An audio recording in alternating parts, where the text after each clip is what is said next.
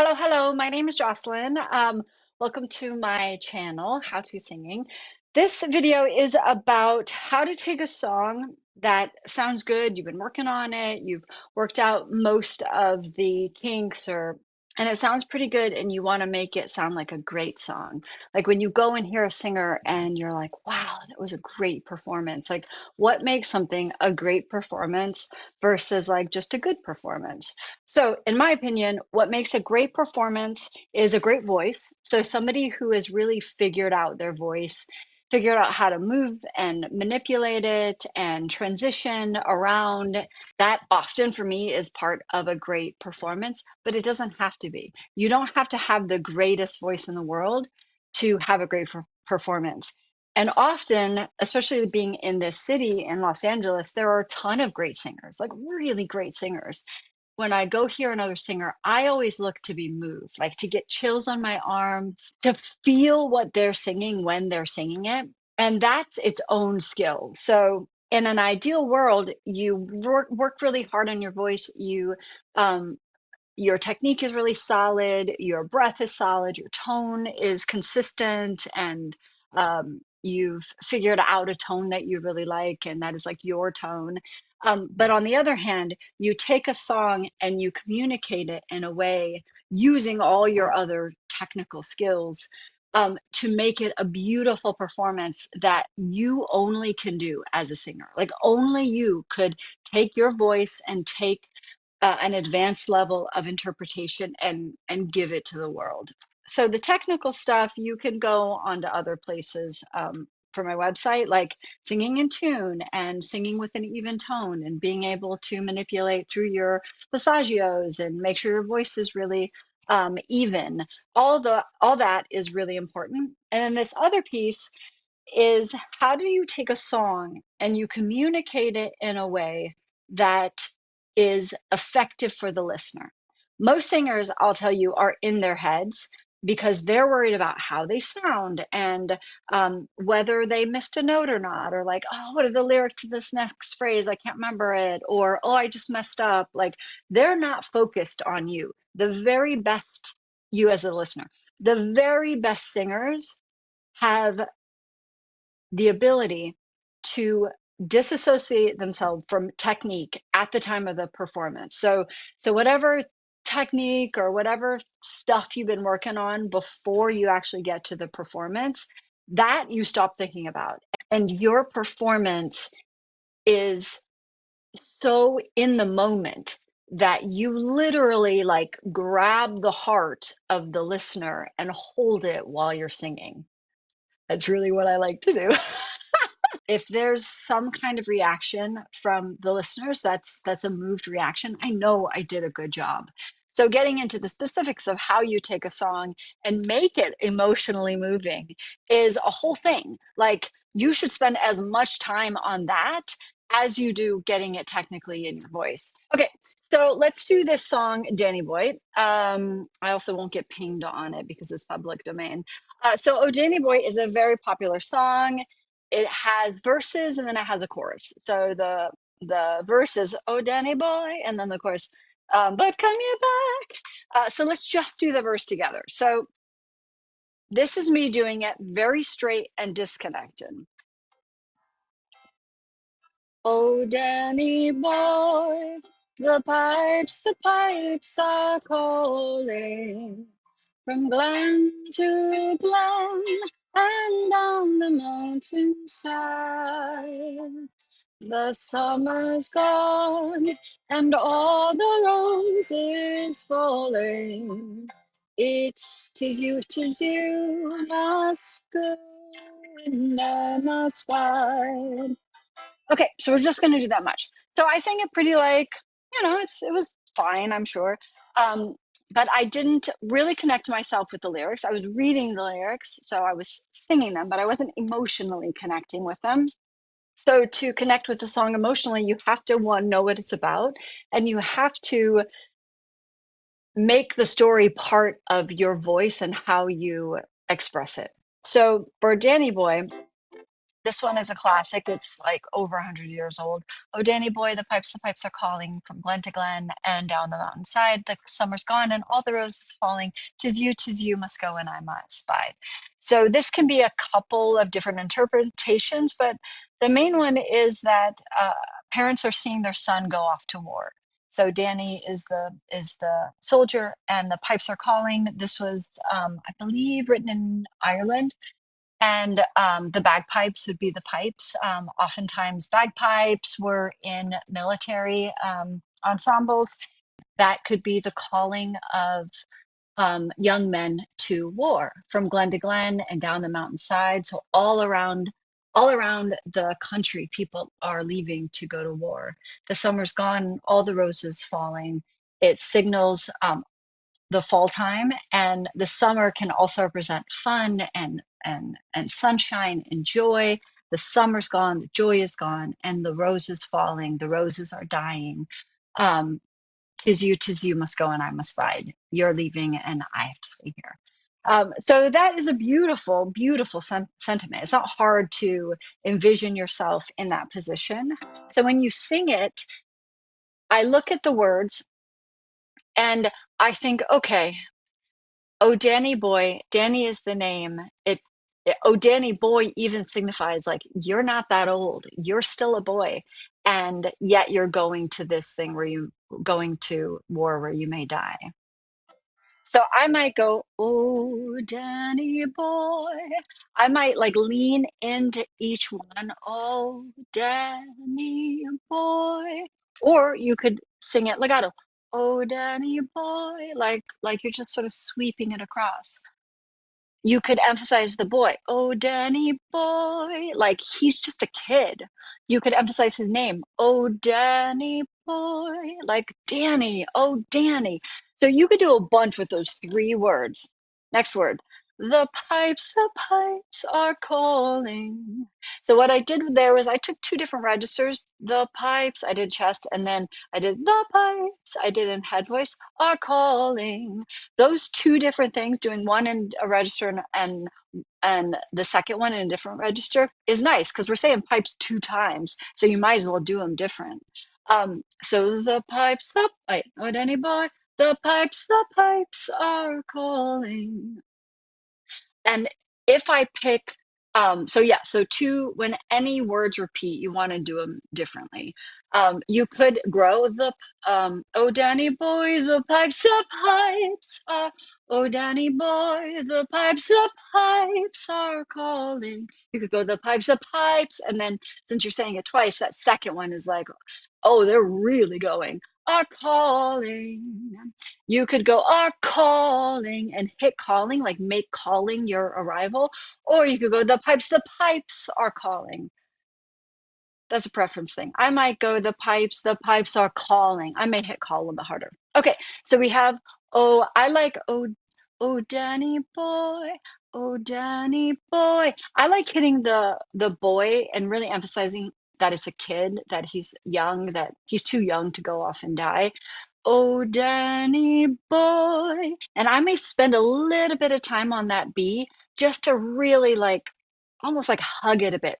Oh, Danny boy. And I could slide up to it like, oh, like almost like a lullaby, how he's just a kid and you're just like he's just a boy. Oh, Danny boy, the pipes are calling. And I'll hit calling a little bit harder. Okay, next line. From glen to glen and down the mountainside. So from glen to glen and down the mountainside. This is probably, I think, the most boring line in this first part, but whatever. Um, the from glen to glen and down the mountainside. So we have two glens, so they can't be the same. So it can go from glen to glen or glen to glen and down the mountainside. The other thing that you should always pay attention to in terms of like really leaning in is what, if it's a well-written song, the melody will often guide you to at least what the composer wanted you to emphasize. So like, oh, Danny boy, that is an ascending line. And boy is the top of that ascending line. Oh, Danny boy. It doesn't mean that you can't go, oh, Danny boy, and make it kind of this thing, but if you want to go with what the composer probably envisioned, you that's a good clue, is like just how does the melody go. So from Glen so Danny boy, the pipes are calling from Glen to Glen. So that from Glen to Glen is like an ascending line. So probably he wanted from Glen to Glen and down the mountainside, probably from Glen to Glen and down the mountainside. So you could sing it like that, or you don't have to. So from Glen to Glen, from Glen to Glen and down the mountainside. So I went Glen to Glen and down the mountainside. From Glen to Glen and down the mountainside. So I sang that and I thought, okay, from Glen to Glen and down the mountainside is like this really, really big area. Like if you're just looking at a vast amount of land. So what I did in the last one is I made Glen really big with my mouth. From Glen to Glen and down, maybe too big. From Glen to Glen and down the mountainside. That can be another way where you take an idea and you like modify your vowel a little bit to give the expansive feel. And it's amazing, you may or may not like be into this video, but it is amazing how you add like 5 or 6 of these very specific stylings, and all of a sudden your performance is like, wow, that was really amazing. And people don't even know why. They don't know why you did like 10 extra things that were extra moving or emotional. This way of thinking is not manipulative. It just came into my head. It's not manipulative at all. Your job as a singer is to communicate the emotion with your voice. That's all you have to do. That is your whole job. And you do that by adding all this other stuff. Lazy singers don't take the time to be this intentional about their deliveries. Really great singers do. Okay, next line. So from Glen to Glen and down the mountainside. I like, once we're going down the mountainside, I want to do a decrescendo and down the mountain. Ooh, I could slide as well. And down the mountainside. And make side like really soft. So you have from Glen to Glen and down the mountainside. And you have this little fall that goes with your voice as well. Okay, the summer's gone and all the roses falling. I think this is kind of a sad line to me. The summer's gone and all the roses falling. So sometimes when I have a sad line, I'll put like a little break. So instead of the summer's gone and all the roses falling, I'll go the summer's gone and all the roses falling, to make it just a little bit more sad. You can add little breaks. You can really back off with your voice sometimes to make it really vulnerable and tender sounding. The summer's gone, the summer's gone. So we've heard this melody now. This is the second time. Oh, Danny boy, the pipes are calling from Glen to Glen and on the mountainside. This is the same as the first. The summer's gone and all the roses falling. And then this last one is a little bit different. So if the second time this comes around, the summer's gone, I might let that line drift off. The summer's gone. I might hang on the end. The summer's gone. The summer's gone. I might fall. The summer's gone. I might carry through. The summer's gone and all the roses falling. I might add something on roses. Roses are pretty and they're fluffy. The summer's gone and all the roses falling. I might do something with falling. Maybe on falling I should do a little more of a trill down so you really get the feeling that you're like going downstairs. The summer's gone and all the roses falling, falling, falling, falling, falling. Yeah, anything like that would be fun.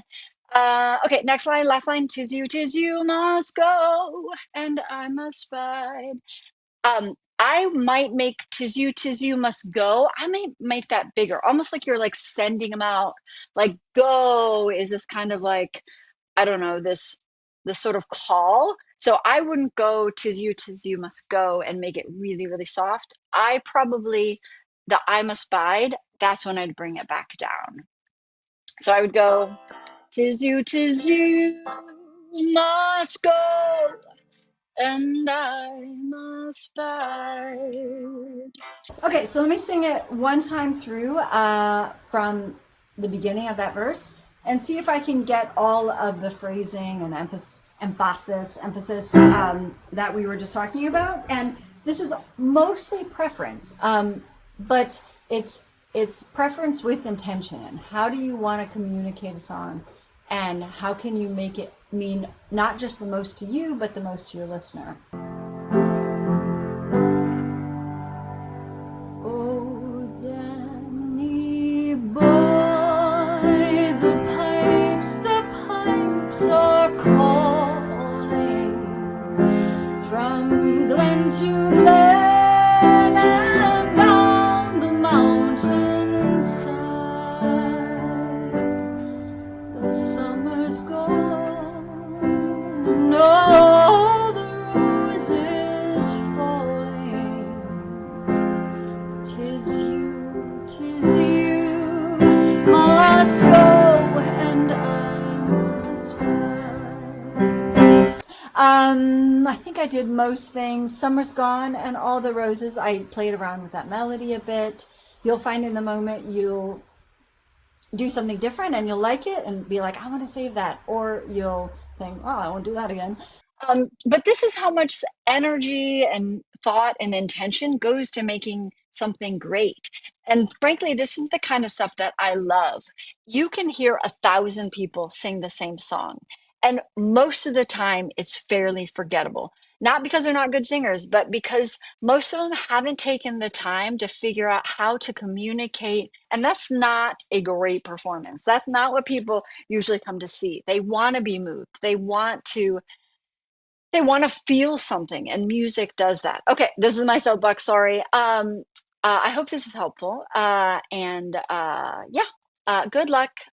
Play around. You add even a chord of this, and your performances will be better. Okay, bye.